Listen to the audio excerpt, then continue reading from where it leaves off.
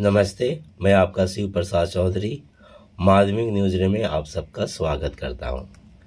आज हम class 10 physical science के तहत पाठ 3 रासायनिक गणनाएं केमिकल कैलकुलेशन के बारे में जानेंगे।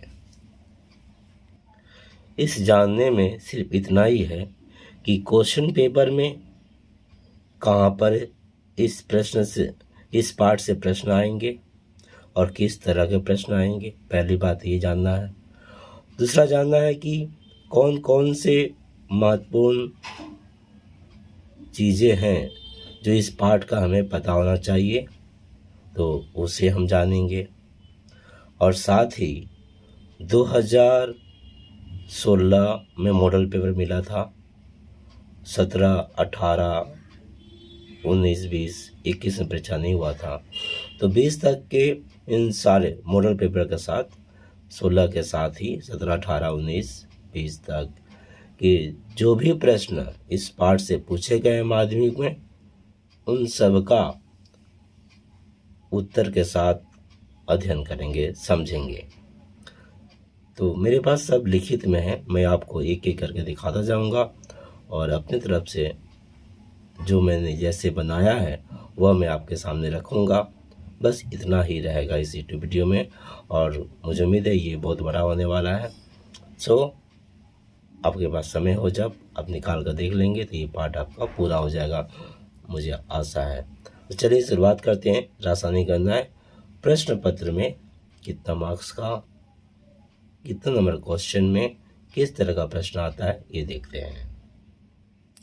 माध्यमिक एग्जाम में देखिए मित्रों, क्वेश्चन नंबर 1 का 3 MCQ होता है, तो यहाँ पर एक प्रश्न रहता है इस पार्ट से, और क्वेश्चन नंबर 4 के 2 में 2 प्रश्न रहेंगे अथवा करके, पर आपको करना तो एक ही है, तो ये रहा। ठीक है, 4 नंबर का क्वेश्चन आप समझते हैं, 3 मार्क्स का होता है, 2 + 1 या +3, 1 + 2, इस तरह करके। चलिए अब हम यहाँ पर देख लेते हैं। कुल माध्यमिक एग्जाम में MCQ विभाग ख में रहता है एक क्वेश्चन, ख ग में नहीं आएगा, ख में एक क्वेश्चन आएगा, 4 के 2 में हमने बताया। तो टोटल 4 मार्क्स का इस पार्ट से माध्यमिक में पूछे जाते हैं। तो ये तरह प्रश्न पत्र में कितने मार्क्स के पूछे जाएंगे, किस तरह के प्रश्न आएगा, हमने देख लिया। और इसे याद रखें आप, फ़ायदा क्या होगा। देखिए पूरा किताब जब ये कोई क्वेश्चन आप पढ़ते हैं ना, तो इसका उत्तर क्या होगा, इस उत्तर के सोचने में पूरा किताब एक बार रिवाइज कर लेते हैं, दिमाग में चल जाता है रील की तरह। तो इससे तो बढ़िया है ना, क्वेश्चन नंबर 1 का 3, 1 से 4 जैसे ही आप जाएं इस पर, तो फिर टिक लगाते समय या फिर उत्तर देते समय आपको सिर्फ पहला पार्ट 3 में ही रहना पड़ेगा, वहीं खोजेंगे बार बार, तो आसानी से मिल जाएगा। तो चलिए ये फ़ायदे हैं आपका। अब हम आते हैं पाठ पर, वो कौन सी बातें हैं जिन्हें हम इस पाठ से समझना चाहेंगे, जानना चाहिए। मैं आपको फिर से बता दूं, आप प्रश्न का धरन समझिए। 4 मार्क्स का जो है टोटल, इसमें जो घ है ना भैया, ये प्रश्न पूछा जाएगा, सवाल। बात को समझिए अच्छा से, जब ये सवाल ही पूछा जाएगा तो बाकी इसमें क्या है जो मुझे याद रखना चाहिए, क्योंकि MCQ तो आप समझ रहे हैं, विकल्प दे दिया जाएगा 4, उसी में से उत्तर होगा। और अब तक का मैं अपना अनुभव बताऊं, जो मैं प्रश्न पत्र देखा हूं, इसमें भी सवाल ही पूछा गया है। जब दोनों ही सवाल पूछा जा रहा है तो इसमें क्या है जो मुझे याद करना चाहिए इस पार्ट में, हाँ वही मुझे याद रखना चाहिए जो इन सवालों को बनाने में मदद करे, न कि अलग से कोई ऐसे परिभाषा। हम भैया जानना ठीक है। देखिए 2 तरह का पढ़ाई होता है, एग्ज़ाम ओरिएंटेड और नॉलेज ओरिएंटेड। ऐसे पढ़ाई तो एक ही है, पर मेरे विचार से हमने 2 भागों में बांट दिया माध्यमिक की परीक्षा के ख्याल से। तो मैं यहाँ पर आपको एग्ज़ाम ओरिएंटेड बात कर रहा हूँ, नॉलेज ओरिएंटेड तो है ही, बिना उसके ज्ञान के आप एग्ज़ाम ओरिएंटेड तैयारी कैसे कर पाएंगे। फिर भी प्रश्न पत्र के हिसाब से अगर हम पाठ को पढ़ें तो हम इसे कहेंगे एग्जाम ओरिएंटेड। और प्रश्न पत्र के हिसाब से अगर इस पार्ट को आप पढ़ते हैं तो आपको यहाँ पर भी सवाल मिल रहा है, यहाँ पर भी सवाल मिल रहा है। जब दोनों ही सवाल मिल रहे हैं तो इस पार्ट से एक्स्ट्रा और क्या है जो मुझे याद करना चाहिए? कुछ नहीं है, दोनों ही सवाल हैं। तो क्या है याद करना चाहिए? वही याद रखना चाहिए जो इन सवालों को बनाने में मदद करे। ठीक है, तो चलिए, तो इतना याद रखिए। वैसे सिलेबस में जो है उसके ऊपर मैं थोड़ा चर्चा करते हुए दिखाते हुए आपको आगे बढ़ूंगा, पर उससे आप याद ना करने जाए इस डर से कि यूनिट टेस्ट में आ जाएगा तो क्या करेंगे। आप समझे क्या करेंगे? चलिए आगे बढ़ता हूँ। कुछ बातें देख लेते हैं पार्ट से। मित्रों, पार्ट 3 फिजिकल साइंस का रासायनिक गणना है केमिकल कैलकुलेशन के तहत 2 मुद्दे हैं। एक तो law of conservative of mass, जिसके तहत मतलब पदार्थ की अविनाशिता का सिद्धांत एक है, और दूसरा है भार संबंधी गणना है। यही 2 मुद्दे हैं। पदार्थ की अविनाशिता का सिद्धांत जहाँ तक है, इसमें 2 एक बातें हमें समझ लेना चाहिए, जान लेना चाहिए। मैं नहीं कहूँगा कि आप इसे रट करके याद रखें, समझ लें काफ़ी है। पदार्थ अविनाशी है, मतलब कि भाई इसे नष्ट नहीं किया जाता, इसे न उत्पन्न कर सकते हैं न नष्ट कर सकते हैं, यही अविनाशी है। ठीक है, पदार्थ अविनाशी है, इसे न तो उत्पन्न कर सकते हैं और न नष्ट कर सकते हैं। समझ गए? धरती पर कुछ भी कोई भी पदार्थ है वो कभी भी उसे हम नष्ट नहीं कर सकते, उसका रूप बदल जाता है। ठीक है, बराबर आता है। अगला अलग अलग रूपों में रहता है। भौतिक या रासायनिक कौन करें? भौतिक या रासायनिक परिवर्तनों द्वारा पदार्थ की अवस्था, मतलब भौतिक से अवस्था, रासायनिक से रूप में, अवस्था या रूप में परिवर्तन होता है, लेकिन उसकी मात्रा अपरिवर्तित रहती है। कोई चीज़ 1 किलो का है तो सदा हमेशा सर्वदा इस 1 किलो का ही रहेगा ब्रह्मांड में, वो कभी आधा किलो या कम में से नहीं होगा, उसका रूप बदल जाएगा, पर वो तो हमेशा रहेगा ही। ठीक है, दूसरे रूप में रहेगा, अलग अलग रूपों में रहेगा, यही बात है। यहाँ पर मात्रा का बात किया गया था, पर आपेक्षिकता का सिद्धांत इसी पर प्रसिद्ध भौतिक वैज्ञानिक अल्बर्ट आइंस्टीन महोदय ने प्रकाशित किया। ये थ्योरी ऑफ रिलेटिविटी, आपेक्षिकता का सिद्धांत क्या है उन्होंने जो निकाला। देखिए, अभी तक हमने देखा कि इसका कुल मात्रा बराबर आता है। जैसे कि आप मोमबत्ती जलाएं, कोयला जलाएं, राख बन गया, तो राख और कोयला को वजन करेंगे बराबर होगा, तो बराबर 19-20 होगा। तो ये नहीं भी होगा तो फिर भी कोयला और राख में कुछ तो है। वो जो जलाने के बाद जो आग उत्पन्न हुआ वो कहाँ गया? वो ऊर्जा कहाँ गया? उसका भी तो ये होना चाहिए ना राख में। इसी पर आधारित है। तो उन्होंने एक सिद्धांत निकाला, E बराबर mc²। इसको याद रखेंगे, आपेक्षिकता का सिद्धांत है जिनके निकाला अल्बर्ट आइंस्टीन ने। E बराबर mc²। यहाँ E ऊर्जा है, m द्रव्यमान है, c प्रकाश का वेग है। पदार्थ की अविनाशिता का नियम का संशोधित रूप इन्होंने पेश किया था आइंस्टीन महोदय ने। वो यह है कि किसी भी, अब देखिए, पदार्थ ऊर्जा की अविनाशिता का नियम है, किसी भी रासायनिक प्रतिक्रिया के पूर्व या पश्चात पदार्थ का द्रव्यमान और ऊर्जा का कुल परिमाण सर्वदा समान रहता है। द्रव्यमान अब तक था, अब द्रव्यमान और ऊर्जा दोनों बात आ जा रहा है इसमें कि पदार्थ द्रव्यमान और ऊर्जा को किलो के साथ साथ ऊर्जा जितना उत्पन्न होता है, राख के साथ साथ जो आग उत्पन्न हुआ, उन दोनों का योगफल हमेशा समान होता है। अब ये योगफल समान होता है मतलब जितना जलाया गया, कोयला को जलाया गया, तो कोयला जलाने के बाद जो राख बचा और जो ऊर्जा आग उत्पन्न हुई, उन दोनों को जोड़ेंगे तो कोयला के बराबर होगा, ये कहा जा रहा है। ठीक है, तो ये था पदार्थ की अविनाशिता का सिद्धांत। इसमें तो मैं कहूँगा अब समझ गए हैं, पर फिर भी नाम याद रख लीजिएगा, अल्बर्ट आइंस्टीन और E बराबर mc²। ठीक है, बाकी मैं नहीं कहूँगा कि आप रट लीजिए, क्योंकि कोई क्वेश्चन तो है ही नहीं भैया, MCQ में कहाँ है। ठीक है, खैर इन दोनों को याद रखिएगा। क्योंकि और ये तीन चीज़ मैं फिर से बता दूँ, तीन शब्द याद रखें, ई बराबर mc² अल्बर्ट आइंस्टीन और आवश्यकता का सिद्धांत। इनको प्रतिपादित करने वाले कौन थे? अल्बर्ट आइंस्टीन, और ये था सूत्र ई बराबर mc²। बाकी आप समझ गए हैं। अब आते हैं हम कुछ सवाल संबंधित कुछ बातें जान लें, क्यों सवाल बनाना है। भार बल संबंधी गणनाएं किसी पदार्थ के एक अणु के भार को उसका अनुभार कहते हैं। देखिए, सवाल बनाने के लिए ज़रूरी है, पर इसको रटने की ज़रूरत नहीं है, समझ लीजिए। किसी भी पदार्थ के एक अणु, ये जो उंगली देख रहे हैं ना, तोड़ दे तो पूरा एकदम दिखाई नहीं देगा, एकदम डस्ट जैसा हो जाएगा, और फिर और तोड़ दे तो एक अणु आएगा आखिरी, उसको भी तोड़े तो परमाणु आएगा, उसको भी तोड़ेंगे तो इलेक्ट्रॉन, प्रोटॉन, न्यूट्रॉन आएगा, तो एक अणु। समझ में आ गया? अणु के रूप में अस्तित्व में रहता है कोई भी पदार्थ, परमाणु के रूप में नहीं, वो मिल जाता है किसी जगह। तो किसी पदार्थ के एक अणु के भार को क्या कहेंगे? अनुभार, या आणविक द्रव्यमान भी कहते हैं। हम अनुभार लेकर चलेंगे। अनुभार को जब ग्राम में व्यक्त करते हैं तो वह ग्राम अनुभार कहलाता है। एनटीपी पर किसी गैस के 1 ग्राम अणु का आयतन हमेशा कितना होता है? 22.4 लीटर होता है। अब एनटीपी बोलिए, एसटीपी बोलिए, सब ठीक है, नेचुरल है या स्टैंडर्ड, बात एक ही है। तो इस आयतन को ग्राम अणु आयतन या मोल आयतन कहते हैं। अब जी 22.4 लीटर है ना, इसको क्या बोलते हैं हम? ग्राम अणु आयतन या मोलर आयतन।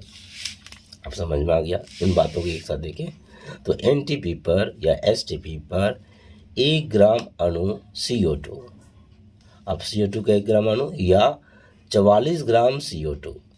अब देखिए अनुभार, कार्बन का होता है 12, O का होता है 16, 16 दूनी 32, 32 12 44, 44 ग्राम हुआ ना एक अणु, 12 मतलब 44 ग्राम।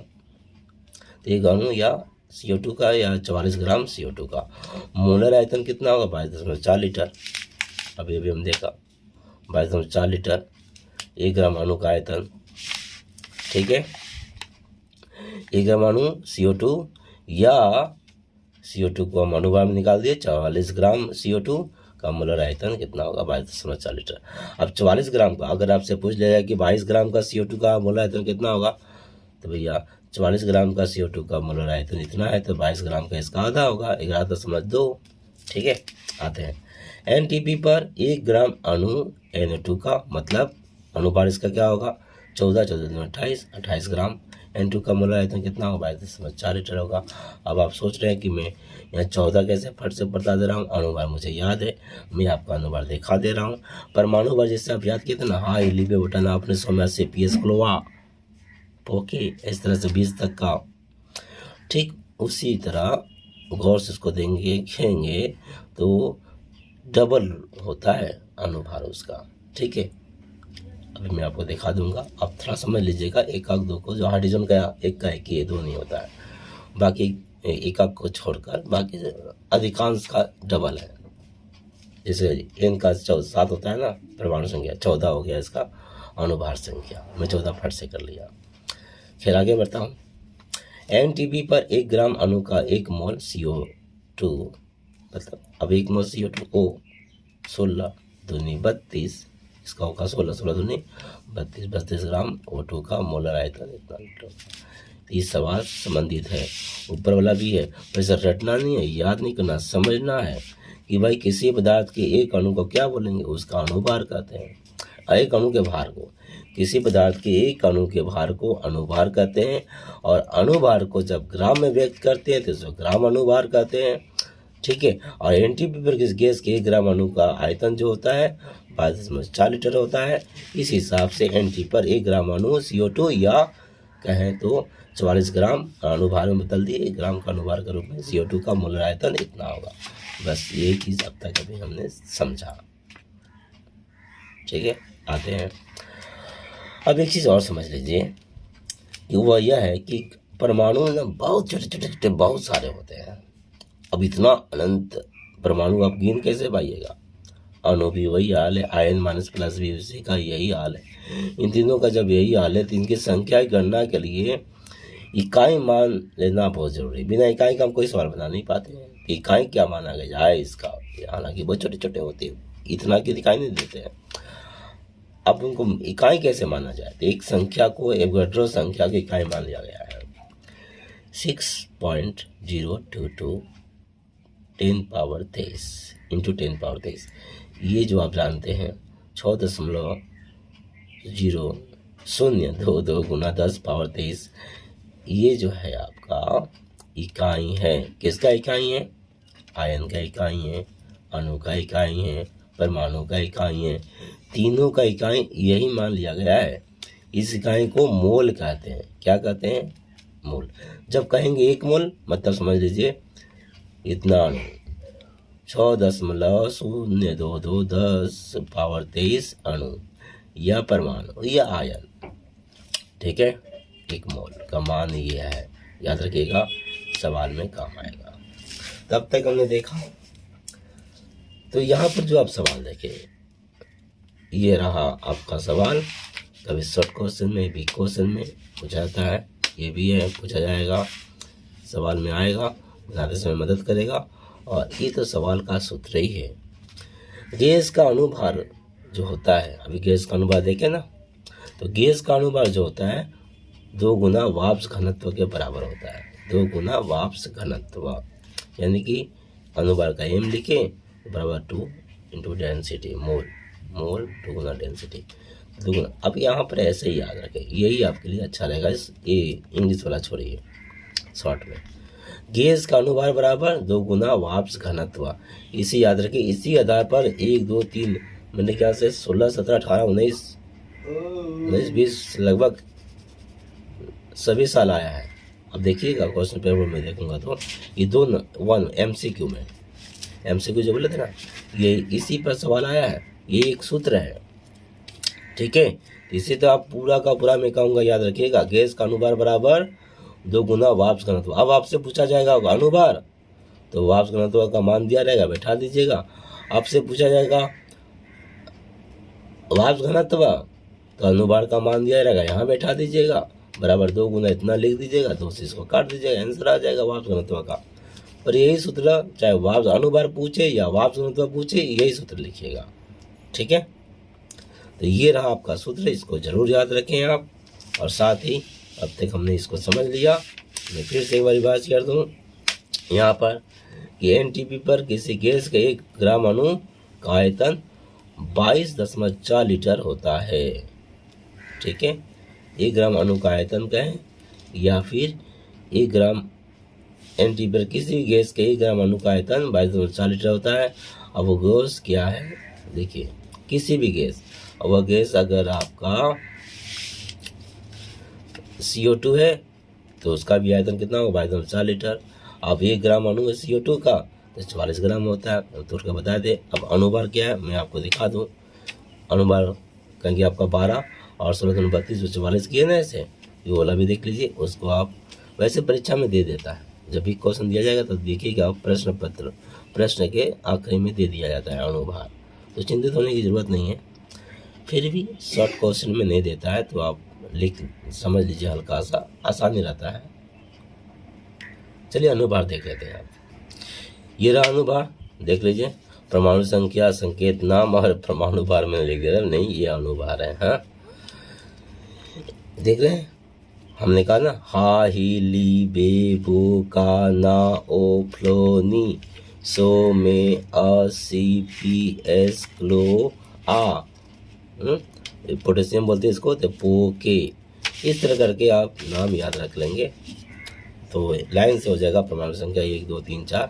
खैर आते हैं हाइड्रोजन का। देखिए अणुभार कितना है, 1, देखिए 1 यहाँ पर भी 1, ये 2, ये डबल हो गया 4, ये 3 7 लिथियम लगता नहीं है आपको, ऐसे भी 4 ये भी नहीं लगता है, 9 है, 5 ये भी नहीं लगता है, 11 है, 6 ये कार्बन लगता है। देखिए जो आपको ज़्यादा यूज होता है कार्बन आता है, तो डबल है ना। नाइट्रोजन का देखिए अणुभार 14 है, इसका डबल है। ऑक्सीजन लगता है, देखिए 8 का डबल है 16। तो इस तरह से जिनका लग रहा है ना तो उनका देखिए आप प्राय आप पाएंगे लगभग समान, पर यहाँ सोडियम के घर आता है, यहाँ पर 23 हो गया है। फिर मैं कहूँगा ये परमाणु भार है। अब इसे याद करने का तनाव ना ले उतना, ऊपर ऊपर का 2-4 को याद रखें, कार्बन का, ऑक्सीजन का। देखिए इस धरती पर सबसे ज़्यादा गैस कौन सा है, कौन सा है? अगर 100 मान लिया जाए गैस, तो उसमें आपका भैया 80, तो आप जानते हैं लगभग 80%, 79 पॉइंट कितना परसेंट है, तो 80% मान के चले तो कौन है? नाइट्रोजन है। तो नाइट्रोजन का याद रखें, परमाणु भार 14। उसके बाद आता है आपका ऑक्सीजन, ऑक्सीजन का याद रखें 16, यहाँ पर 8, इसका 16 है ना। नाइट्रोजन ऑक्सीजन हो गया, फिर कार्बन का याद कर ले 12। बाकी क्या है? हाइड्रोजन है, एक क्या की है, और बाकी गैस थोड़ा है, थोड़ा, ठीक है, हो गया। तो बाकी को जितना आपको ज़रूरत नहीं है, पर मैं पूरा दिखा दिया। ये सब दिया रहेगा, जब भी परीक्षा में आएगा ना, ये सब क्वेश्चन दे दिया जाएगा। और जो में नाइट्रोजन, ऑक्सीजन, कार्बन और हाइड्रोजन, ये चारों का आप याद रखें, ठीक है। हाँ, भूलिएगा मत। परमाणु भार तो ज़रूर याद रखें। अब चलते हैं हम लोग आगे सवाल बनाने के लिए। तो सवाल बनाने के लिए आपको क्या करना पड़ेगा? सवाल को पढ़कर पहले उसको समझना पड़ेगा। तो जब पढ़िएगा तो उसमें लिखित में रहेगा, जैसे कि बोल दिया जाएगा आपको लेड सल्फाइड के साथ फलाना को मिलाया तो फलाना बना। अब भैया लेड सल्फाइड आप कैसे लिखिएगा?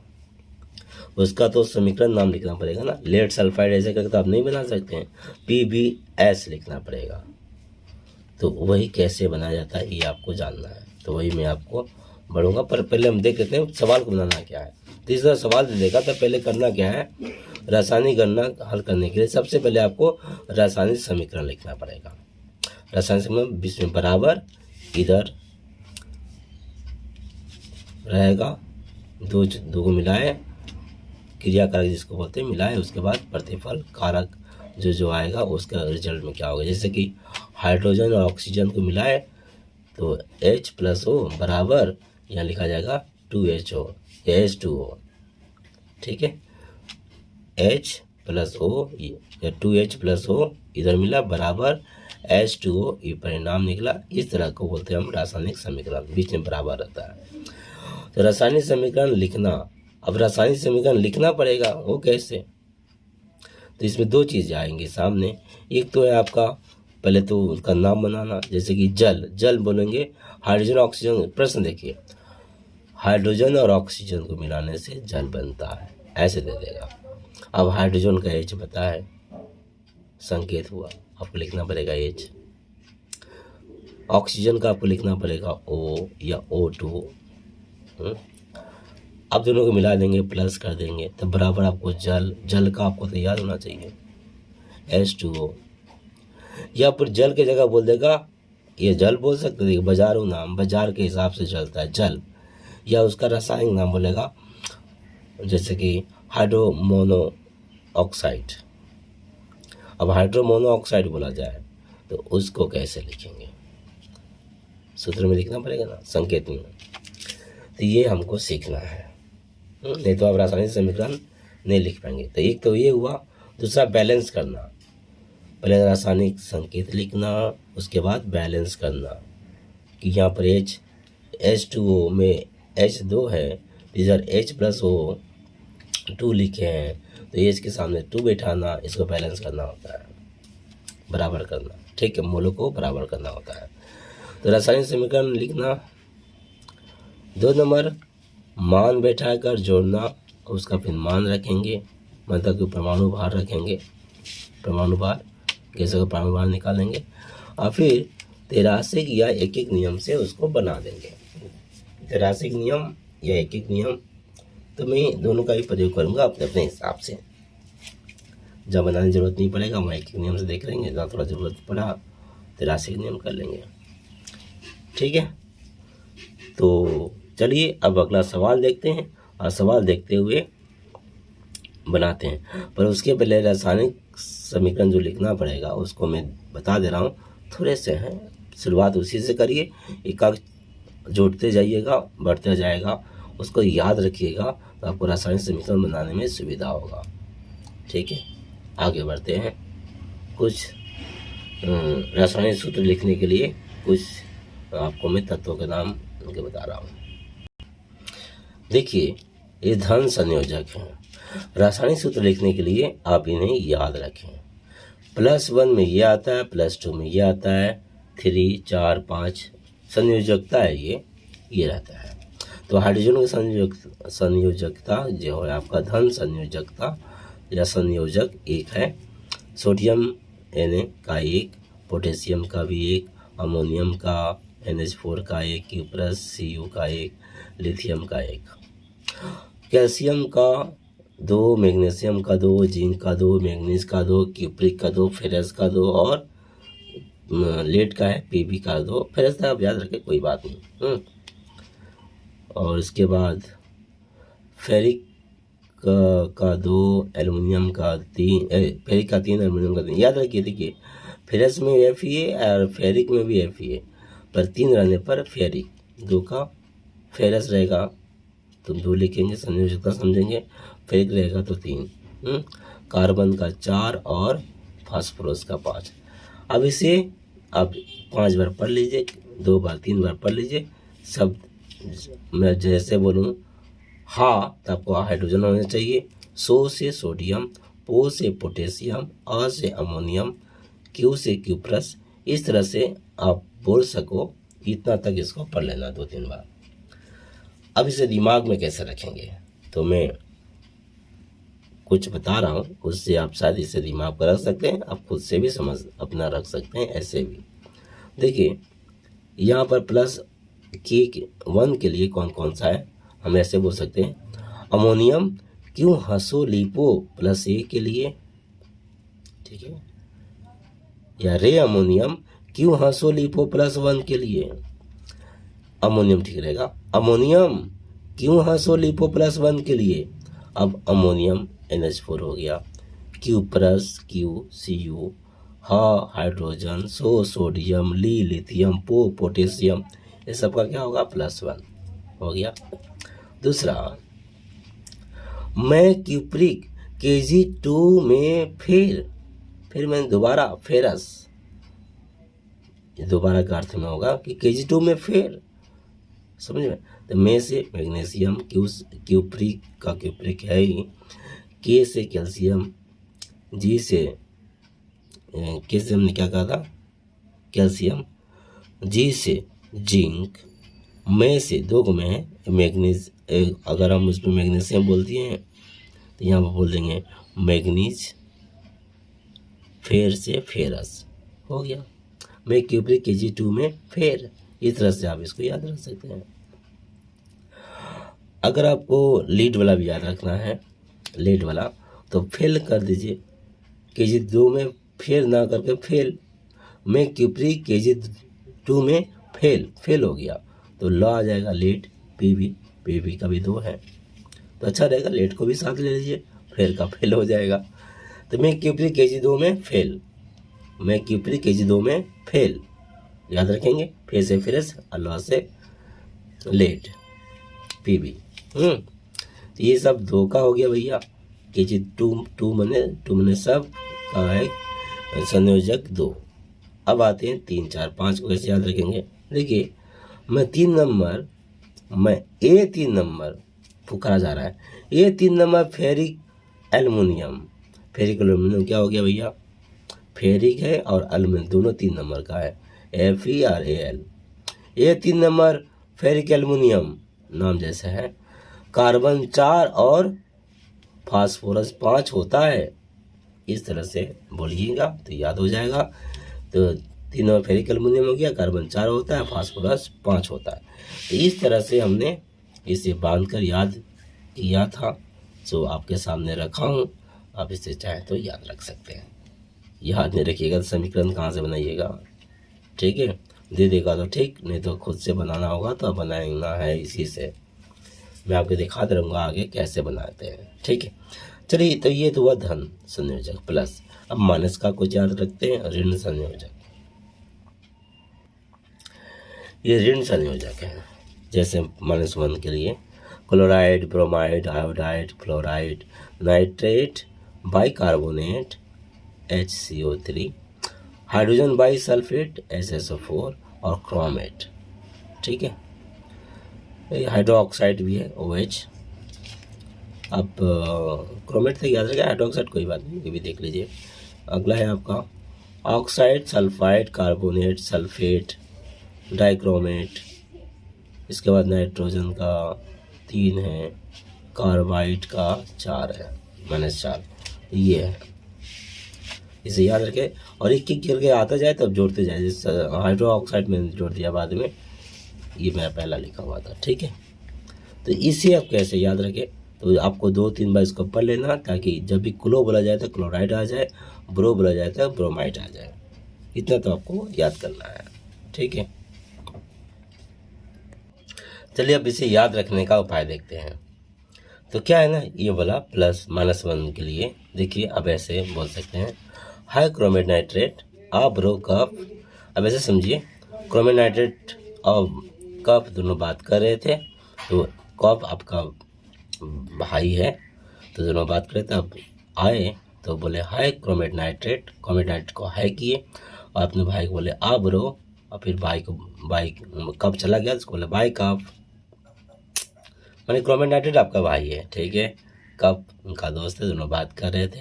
अब आए, अब बोले हाई क्रोमेट नाइट्रेट, उनको हाई क्रोमेट नाइट्रेट बोले, और अपने भाई को बोले आ ब्रो, ये अब आपका भाई है, उसको हाई क्रोमेट नाइट्रेट बोले, अपने भाई को हाई बोले। अब बोले कि चल भाई आ ब्रो, और कप को बोले बाय कप।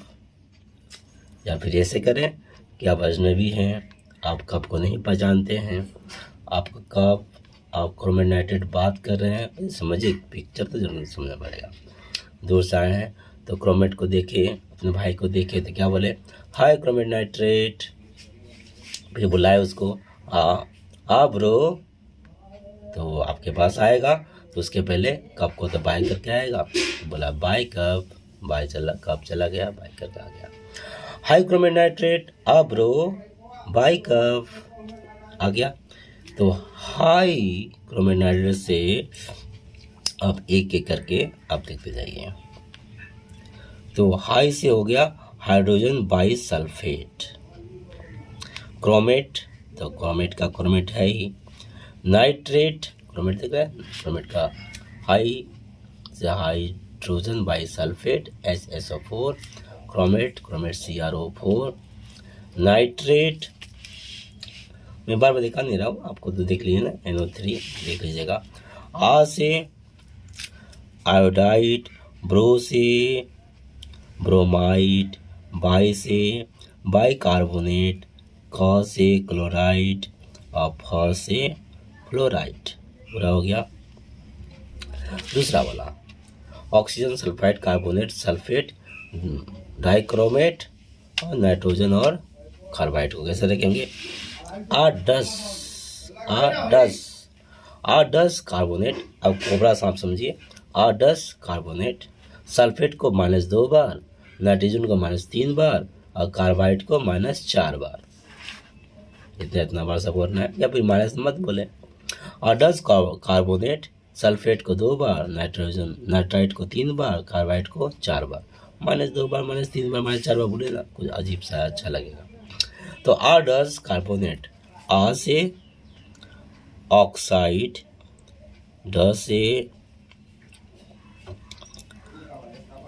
डाइक्रोमेट, स से सल्फाइड, कार्बोनेट का कार्बोनेट है ही, सल्फेट को -2 बार। तो यहाँ तक जो है ना, A10 कार्बोनेट, सल्फेट, यहाँ तक है -2 बार, सब 2 बार है। हाँ, इसके बाद नाइट्राइट को 3 बार, नाइट्राइट 3 बार है, कार्बाइड को 4 बार। तो हो गया। इस तरह से आप ये आराम से इसे याद रख सकते हैं। मेहनत का कोई विकल्प नहीं है, मेहनत करिए, आपका साथ हो जाएगा। अब हम रासायनिक सूत्र समझ गए, लिखने के लिए ये बातें चाहिए, पर लिखे तो कैसे, बनाए कैसे, मैं हल्का सा उसे बता दे रहा हूँ कैसे बनाया जाता है।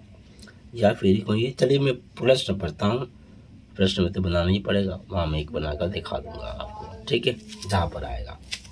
बाकी सबका नहीं बनाऊंगा, एक बनाऊंगा, आप उससे समझ जाइएगा, या फिर चलिए अभी भी बता दे रहा हूँ कि वो सूत्र यहाँ सामने है, फिर बाद में बताऊंगा तो शायद आप भूल जाओ कैसे बनाना है। रासायनिक सूत्र कुछ नहीं है, खेल है आपका +1 +2 और 3 4 5 और यहाँ पर -2 का। ठीक है, होता क्या है मैं आपको एक एक करके दिखा रहा हूँ आसानी से। देखिए चलिए हम लोग कौन सा गैस छोड़ते हैं, तो कार्बन डाइऑक्साइड है ना,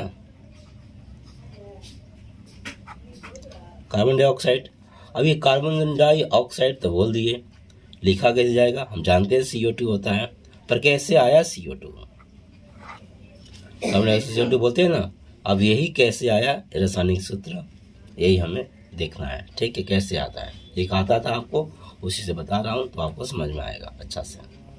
सही है कि नहीं पता चलेगा। तो भैया देखिए कार्बन डाइऑक्साइड है, यहाँ कार्बन डाइऑक्साइड बोला गया है, कार्बन और डाइऑक्साइड, मोनोऑक्साइड रहता तो खाली O रहता, डाइऑक्साइड माने 2, तो कार्बन का C और ये डाइऑक्साइड O2।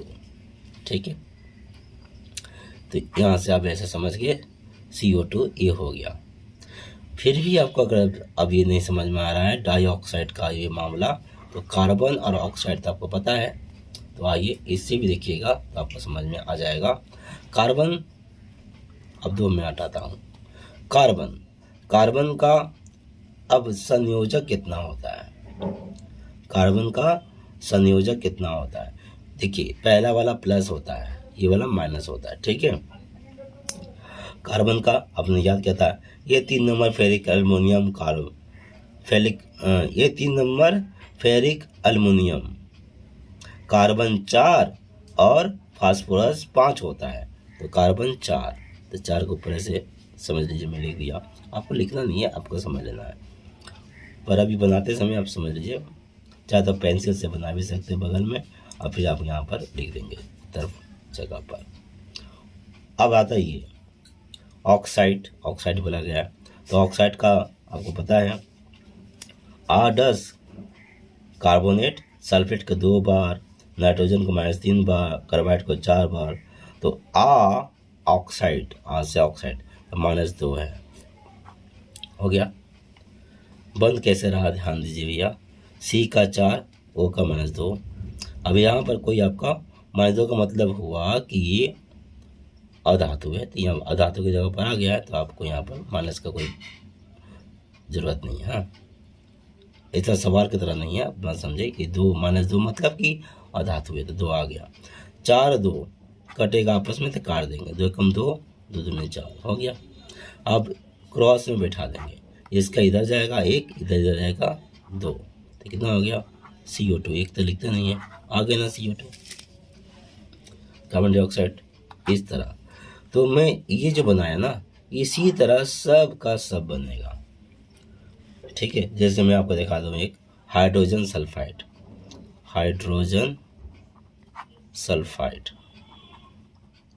है ना, तो हाइड्रोजन सल्फाइड आप कैसे बनाएंगे, हाइड्रोजन H, ठीक है, हाइड्रोजन का 1 होता है, एक सल्फाइड का 2 होता है, -2, तो -2, तो 2 इधर जाएगा, 1 इधर आएगा, तो क्या हो जाएगा H2S। देख रहे हैं, और दिखा दें आपको, चलिए फेरिक क्लोराइड का दिखा दे रहा हूँ, फेरिक क्लोराइड, ठीक है, क्लोराइड। आप फेरिक क्लोराइड का याद करने की कोशिश करिए, ये पहले प्लस वाला में मिलेगा, सामने वाला प्लस वाला में खोजेंगे। ठीक है, तो आप फेरिक का जब खोजेंगे तो देखिएगा ये 3 नंबर फेरिक एल्युमिनियम, कार्बन 4 और 5 होता है, फास्फोरस 5 होता है, ये 3 नंबर फेरिक क्लोरिक बोला ना, तो लोहा का क्या हो गया भैया, ये 3 हो गया। क्लोराइड का आपको मिलेगा माइनस वाला में, तो माइनस वाला में क्लोराइड कहाँ पर है, आपको पहले बता आप ख्याल कीजिएगा, high chromate nitrate bro by cup, तो वही कप क्लोराइड -1 में मिलेगा, -1 मतलब 1 हो गया, ये 3 हो गया है, 1 इधर जाएगा, 3 इधर आएगा, यानी कि FeCl3। फेरिक क्लोराइड का हुआ FeCl3। उम्मीद है समझ में आ गया होगा रासायनिक सूत्र कैसे लिखना है। तो चलिए अब हम सवाल की तरफ आगे बढ़ते हैं और जो बैलेंस करने वाला बात है ना वहीं पर समझ जाएंगे। ठीक है, देख लेंगे। हमने कहा दो बात चल रहा है, एक तो रासायनिक समीकरण, एक बैलेंस करना। चलो बैलेंस करना मैं आपको यहाँ हल्का से दिखा दूँ जो आपको उदाहरण में बताया था। ये कलम पेंसिल आ गया। हाइड्रोजन ले लिए, ऑक्सीजन ले लिए, तो बन गया H2O जल। जल तो H2O में ही बनेगा, ये सही है। अब H2O हमको लाना है। देखिए यहाँ हाइड्रोजन तो एक हो है ना, यहाँ तो दो हो गया। ऑक्सीजन यहाँ पर कुछ नहीं है, मतलब एक है।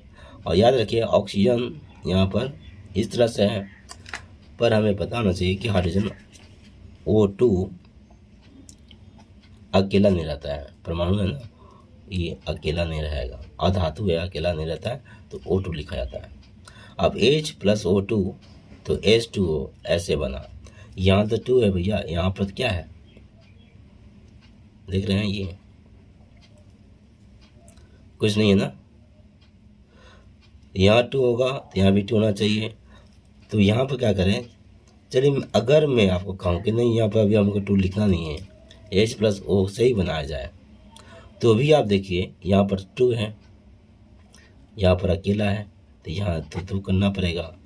तो 2H + O तो H2 हो गया। H2 देखिए हो गया ना। अगर मैं कहूँ कि भाई ऐसे रहेगा तो क्या होगा, ऐसे रहता तो देखिए O2 है, यहाँ पर O2 नहीं है, तो यहाँ 2 बैठाएंगे, तो इससे क्या हुआ 2 दूनी 4, ये 4 हो गया, तो यहाँ 4 बैठाना पड़ेगा। और ये O2 है तो देखिए 2O हो गया ना। तो ऐसे रहे चाहे ऐसे रहे, कोई भी रूप में रहे, आपको यही बैलेंस करना। मतलब ये 4, ये 2। अब इसको है क्या, ये हाइड्रोजन के 4 मोल है, ये हाइड्रोजन के 2 मोल है, हाइड्रोजन के 1 मोल। अब मोल वाला बात समझिए, हाइड्रोजन के 1 मोल क्या था, हाइड्रोजन के 1 मोल का आयतन 22.4 लीटर अभी बताया गया था ना। हाइड्रोजन मतलब हाँ, हाइड्रोजन का एक अणुभार, एक अणुभार का कितना हो गया आपका 22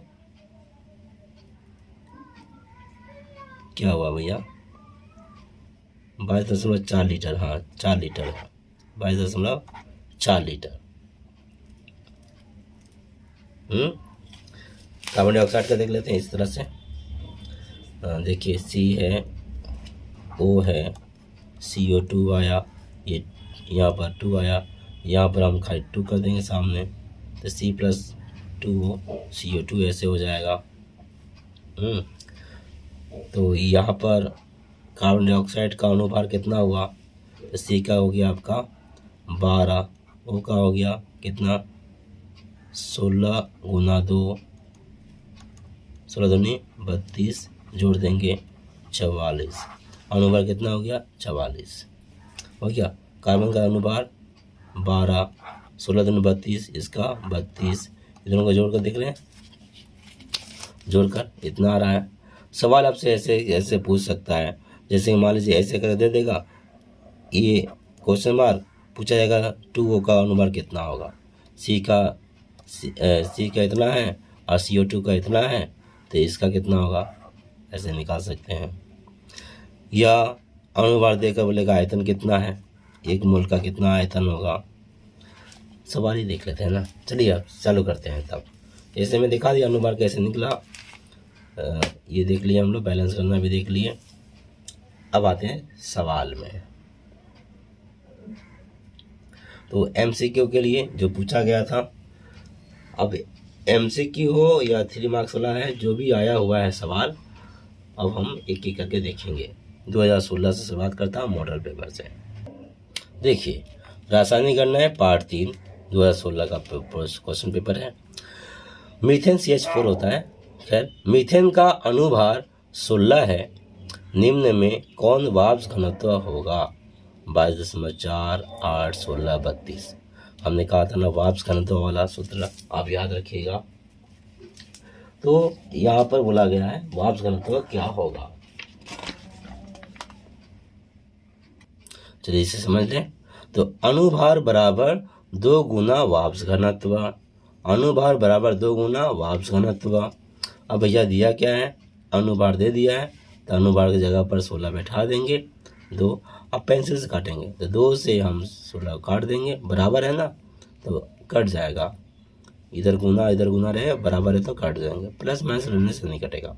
खैर 2 से 16 काटेंगे 8, तो वाष्प घनत्व बराबर कितना हो गया 8, ये हुआ बी का 8 नंबर। समझे। अगला सवाल, कितना फेरस सल्फाइड को तनुगंधक अम्ल से प्रतिक्रिया करा के 1.7 ग्राम हाइड्रोजन सल्फाइड गैस प्राप्त किया जा सकता है। देखिए अनुभार दे दिया गया है 56 लोहा का, और एस का 32 और एच का 1 बोलते ना, दे दिया जाता है इस तरह से। पर अब सूत्र कैसे लिखिएगा, फेरस सल्फाइड, अभी हमने कहा फेरस सल्फाइड कैसे बनेगा, ये बाजारू नाम है, तनुगंधक अम्ल हाइड्रोजन सल्फाइड को बोलते हैं, ठीक है। हाइड्रोक्लोरिक अम्ल है ना, ये H2SO4 को बोला जाता है, ठीक है। प्रतिक्रिया करके कितना फेरस सल्फाइड को तनुगंधक अम्ल से प्रतिक्रिया करा के इतना ग्राम हाइड्रोजन सल्फाइड गैस प्राप्त किया जा सकता है। सबसे पहले हमने कहा है रासायनिक समीकरण लिखना है, फिर अनुभार लिखना है, फिर सवाल बनाना है। देखते हैं बोला गया है कितना फेरस सल्फाइड पूछा गया है, तो रासायनिक समीकरण लिखेंगे और उसमें देखेंगे कि फेरस सल्फाइड कितना है। देखिए अच्छा से समझिए, कितना फेरस सल्फाइड बोला है, और बोला है कि तनुगंधक अम्ल से प्रतिक्रिया करा के इतना ग्राम हाइड्रोजन सल्फाइड बना है। क्या बना है, हाइड्रोजन सल्फाइड बना है, कितना 1.7। तो रासायनिक प्रतिक्रिया जब निकालेगा उसमें हमें पता करना है कि फेरस सल्फाइड का अनुभार कितना है और हाइड्रोजन सल्फाइड का अनुभार कितना है। इसकी मदद से जब दोनों का अनुभार निकल जाएगा तब क्वेश्चन ये होगा कि अगर इतना अनुभार में इतना फेरस सल्फाइड है तो 1.7 ग्राम हाइड्रोजन सल्फाइड में कितना ग्राम फेरस सल्फाइड होगा, बात बन जाएगा। तो यही है उत्तर। देखिए यहाँ पर अच्छा से, फेरस सल्फाइड तनुगंधक अम्ल H2SO4 प्रतिक्रिया करने पर क्या होता है, प्रतिक्रिया समझ जाइए अच्छा से। देखिए ये जो है ना धातु अधातु धातु अधातु, H2 से S जुड़ जाएगा, FeSO4 से जुड़ जाएगा, तो H2 S आ गया, देख रहे हैं, और FeSO4 हो गया। ये प्रतिक्रिया है। पूछा गया था फेरस सल्फाइड और हाइड्रोजन सल्फाइड का, तो फेरस सल्फाइड का Fe का मान 56 दिया हुआ है, हमने लिखाया था, S का 32 जोड़ देंगे 88, F का 54, S का 32, H का अनुभार निकालेंगे। सूत्र लिखने के बाद अनुभार, तो अनुभार निकाल दिए इसका अनुभार, H का हुआ 1, 2 से गुना कर देंगे, प्लस S का 32, 2 और 32 जोड़ेंगे तो 34। अब ये हो गया 88 और 34, ठीक है। तो FeS H2S फिर से उतारेंगे, 83 पद्धति का प्रयोग करेंगे, लिख देंगे 88 और ये है 34। तो अगर ये 1.7 रहता है, अगर H2S 1.7 ग्राम है तो ये कितना होगा, समझ में आ गया। देखिए अगर 34 है तो 88 है, 34 से कम है तो ये भी कम होगा, ठीक है। इसी हिसाब से अब जिसको निकालना है ना, क्वेश्चन मार्क के ऊपर वाला लिख देते हैं। देखिए अविष्ट FeS बराबर, और जितना रहता है उसको लिख देते हैं, 83 नहीं बता रहा हूँ, गुना ऐसे कर देंगे, गुना करके डैश दे देंगे। अब ऊपर नीचे क्या बैठेगा ये सोचेंगे, मैं आपको एक बार लिख के दिखा दे रहा हूँ। हमेशा क्या कैसे जाता है, जैसे कि मान लीजिए FeS है, H2S है, हाँ? इसके साथ दिया है 88, यहाँ दिया है 34, क्वेश्चन मार्क नहीं मालूम है, ये मालूम है, ये दिया है ना। जब भी हम लिखेंगे अविष्ट, अब हमको अविष्ट लिखना है, लिखने के बाद ये क्वेश्चन मार्क के ऊपर जो भी लिखा रहेगा उसको लिख देंगे, तो लिख दिया गया बराबर करके। इसके बाद ये जो है बाकी बचा उसको लिख देंगे, बराबर ठीक बराबर, हाँ। फिर गुना देंगे और बीचों बीच से चिन्ह निकाल देंगे, और उसके बाद जिसका दोनों दिया हुआ है उसमें से कोई एक ऊपर होगा और कोई एक नीचे होगा। कौन ऊपर होगा कौन नीचे होगा यहाँ से बात करेंगे। बात कैसे करेंगे देखिए, 34 है तो 88 हुआ। अगर ये 1 होगा 1.17 होगा, मतलब इससे कम होगा तो ये भी कम होगा ना। 34 से तो इतना है, 1 है तो ये भी इससे तो कम ही होगा।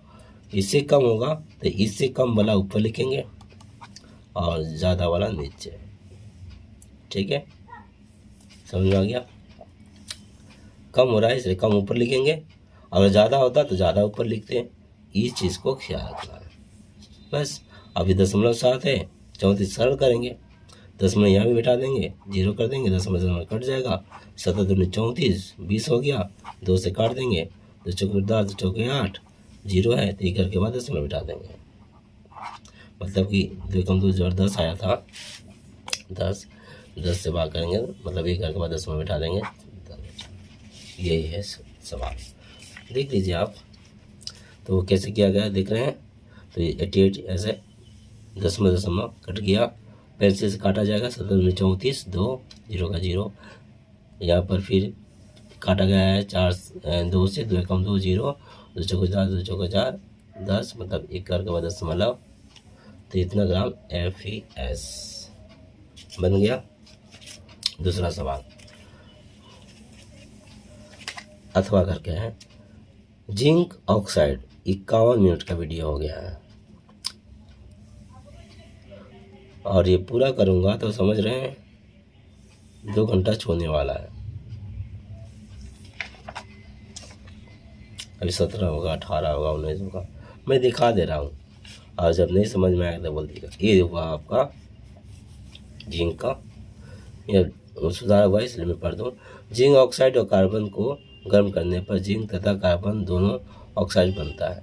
कितना मात्रा कार्बन को, देखिए 40 है ना, इसको 40 किया गया, 0.685 ग्राम जिंक ऑक्साइड के साथ गर्म करने पर ये 8 की जगह 3 होगा, 31.78 ग्राम जिंक तथा 14 ग्राम कार्बन मोनोऑक्साइड प्राप्त होगा। C बराबर 12, O बराबर 16 दिया हुआ है। इसमें छूट एक सवाल और है, ये 2 नंबर का है। इसके बाद 1 नंबर हुआ है, यह देखिए खींच कर यहाँ लिखा हूँ। रासायनिक प्रतिक्रिया में कार्बन मोनोऑक्साइड का कितना मोल उत्पन्न होगा, ये पूछा गया है। ठीक है, चलिए उत्तर देखते हैं।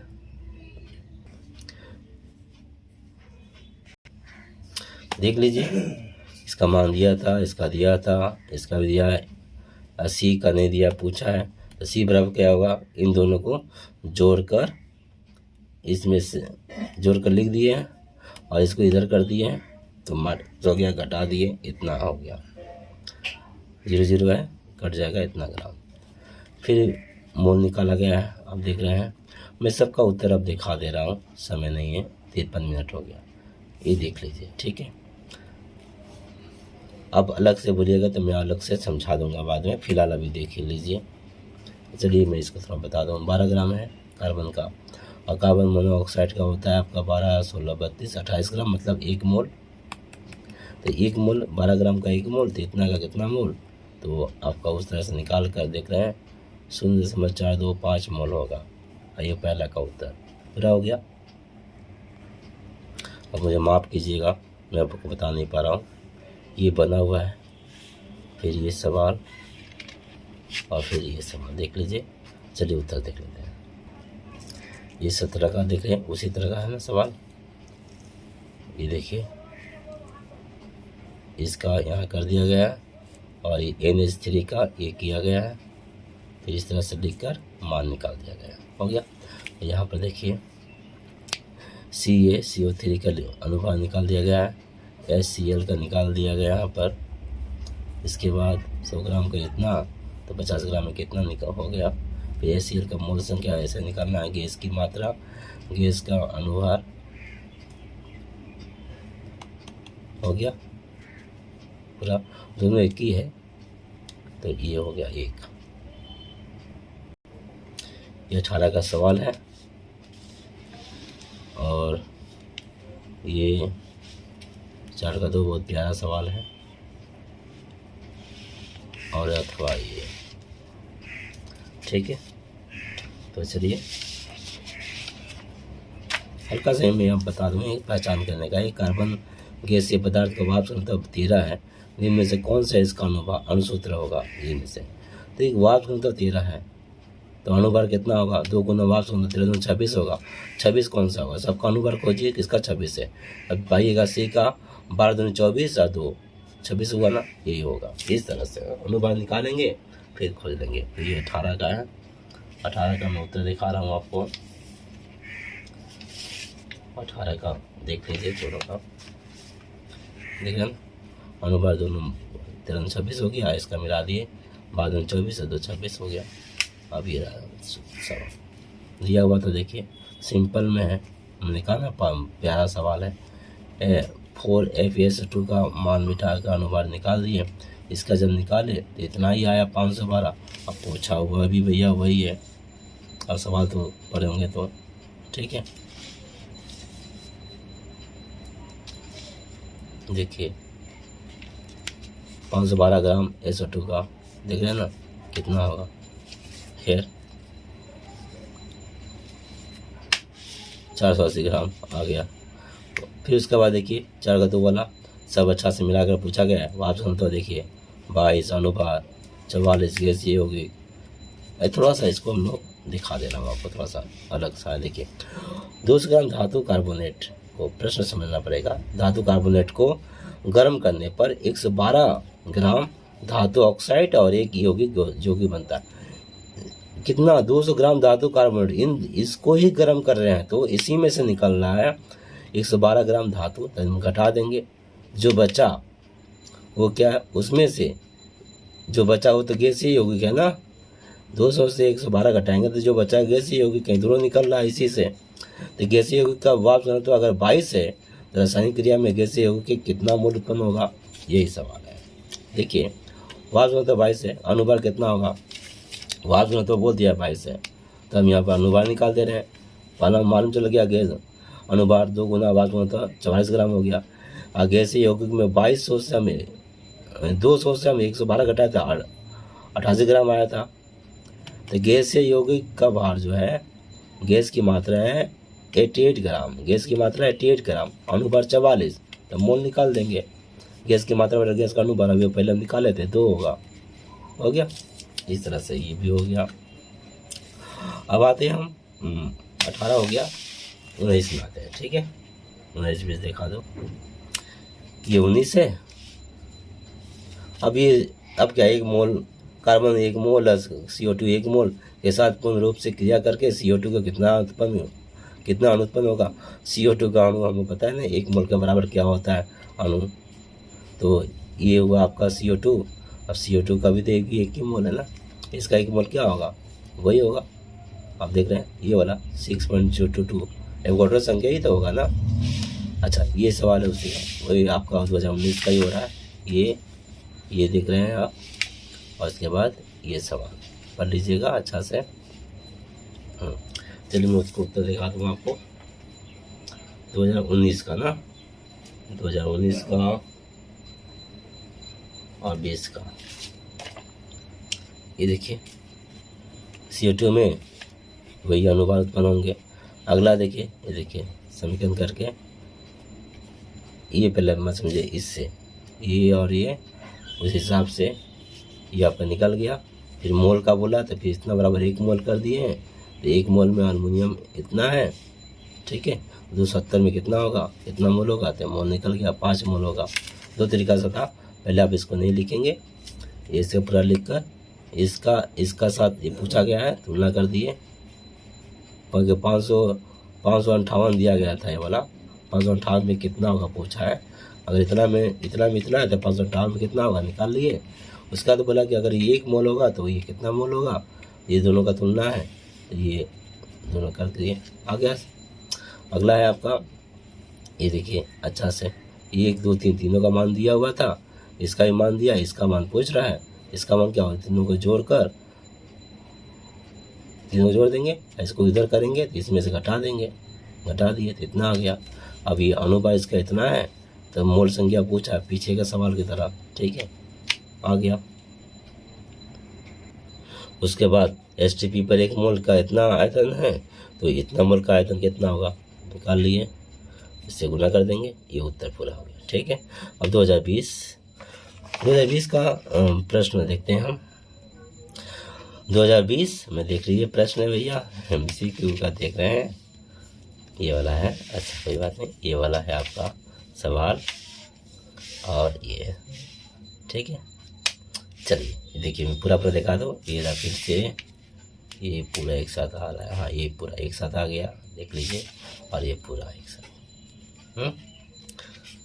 नीचे दिए गए रासायनिक समीकरण का ये जो सूत्र दिया हुआ देखिए, 10 मोल अगर H4 को जलाने के लिए, ये 10 मोल है, जलाने की H2 पर ऑक्सीजन का कितना आयतन लगेगा, इसमें से कितना आयतन लगेगा। ये थोड़ा सा MCQ में दे दिया, लेकिन बनाना पड़ेगा ना, बनाइएगा तो थोड़ा सा ये बड़ा हो जाएगा। चलिए प्रश्न में मैं समझा दे रहा हूँ कैसे, देख लीजिए। CH4 का अनुभार हम निकाल लेंगे, 16 हो गया है। C का पारा H का 1 4 गुना कर देंगे, 16 हो गया। O2 का अनुभार निकाल लेंगे, 32 हो गया। ठीक है, दोनों इसका अनुभार 16, इसका 32। अब इसका 10 तो इसका कितना होगा, सिंपल है भैया, 16 है तो 32 है, डबल है ना, 10 होगा तो ये 20 होगा। तो H2P पर 1 मोल का ऑक्सीजन का आयतन कितना होगा, कितना है भाई, 22.4 लीटर है। अगर 1 मोल ऑक्सीजन का इतना है तो 20 मोल का आयतन कितना होगा, 20 गुना हो जाएगा, तो गुना कर देंगे तो 4 4 8 लीटर होगा। समझ में आया क्या पूछा गया है। 10 मोल CH4 को जलाने के लिए H2 पर ऑक्सीजन का कितना आयतन लगेगा, ऑक्सीजन का, तो ऑक्सीजन का तो हमने निकाल लिया है कि इसका इसके साथ इसका तुलना देख लिया ना, अनुभार दोनों का निकाल दिए। दोनों अनुभार निकालने के बाद इसका दिया है 10 मोल, तो इसका कितना मोल, अभी हमने निकाल लिया 20 मोल। इसके बाद बोला है कि ऑक्सीजन का कितना आयतन लगेगा। अब देखिए 20 मोल हो गया, ये 10 मोल, ये 20 मोल, कैसे निकल गया, इसके हिसाब से निकाल लिए। ये 10 मोल है तो 20 मोल होगा। अब ऑक्सीजन का 1 मोल का आयतन कितना होता है, 22.4 लीटर। ऑक्सीजन का हर किसी का 1 मोल का आयतन 22.4 लीटर ही होता है। ठीक है, तो 20 मोल का आयतन कितना हो, 20 से गुना कर देंगे। गुना कैसे किया, जिसका 2 गुना डबल कर दीजिए, 0 बिठा देंगे पीछे, 1 करके बाद 0 बिठा देंगे, तो कितना लीटर आ जाएगा। ठीक है, अब आते हैं दूसरे प्रश्नों की तरफ। हाँ, इसको भी थोड़ा समझना चाहिए। ठीक है, आसान है, फट से समझ जाइए। रुकिए मैं आपको समझा दे रहा हूँ, गौर से सवाल को पढ़ेंगे तो आपको पता चलेगा। देखिए ये आखिरी है, इसलिए मैं थोड़ा इंटरेस्टिंग के समझा दो। हो गया इसे 2 घंटा, 1 घंटा हो गया। हाँ ठीक है। रासायनिक समीकरण द्वारा A और B क्रिया करके C उत्पन्न करता है। देखिए 2A + B 2C ऐसा सूत्र दे दिया है। ठीक है, ये सूत्र है। A, B और C 3 गैसीय पदार्थों के अणुसूत्र है। ये A, B, C 3 गैसीय पदार्थ का अणुसूत्र है। A और B वाष्प घनत्व क्रमशः 32 और 16 है। इसका है 32, इसका 16। C का वाष्प घनत्व ज्ञात कीजिए। C का वाष्प घनत्व पूछा गया है। बस देखिए भैया क्या करना है। 2A + B तो 2C है क्या, ये दिया हुआ है। अब इसका अनुभार निकाल दिए, इतना, इसका अनुभार इतना दिया हुआ था, 2C का अनुभार नहीं दिया हुआ है, इसी तरह न दीजिए।